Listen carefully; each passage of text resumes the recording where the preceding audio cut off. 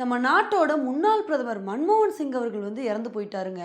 இந்த ஒரு செய்தி தான் எல்லார் மனசுலயும் ஒரு மிகப்பெரிய சோகத்தை ஏற்படுத்தியிருக்கு. இவருக்கு ரொம்ப நாளாவே உடம்பு சரியில்லாம இருந்திருக்கு.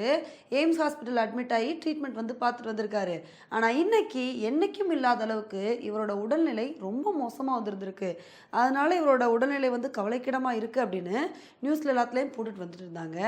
இப்படி இருக்கும்போது இன்னைக்கு நைட்டு 9:15 மணி அளவுல இவர் இறந்து போயிட்டாரு அப்படின்ற தகவல் இப்போ வந்திருக்கு. உண்மையிலே இதை நினைக்கும் போது ரொம்ப கஷ்டமாக தாங்க வந்திருக்கு. ஏன்னா இப்போ உள்ள பல பேர் ஒரு பிரைவேட் கம்பெனியில் வேலைக்கு போய் கை நிறைய சம்பாதிக்கிறாங்க அப்படின்னா இதுக்கு காரணம் 1991 மன்மோகன் சிங் போட்ட விதை தாங்க. ஏன்னா 1991 இந்தியாவோட பொருளாதாரம் ரொம்ப மோசமாக வந்துருந்துச்சு. அப்போல்லாம் நாடே திவாலாகிற சுச்சுவேஷன் தான் வந்துருந்துச்சு.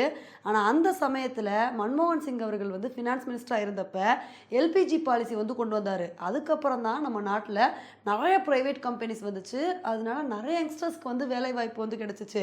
ஸோ அன்னைக்கு மட்டும் அவர் இந்த இம்பார்ட்டன்ட் டிசிஷனை எடுக்கலன்னு வச்சுருக்கோங்களேன், இன்றைக்கி நம்ம ரொம்பவே கஷ்டப்பட்டிருப்போம்.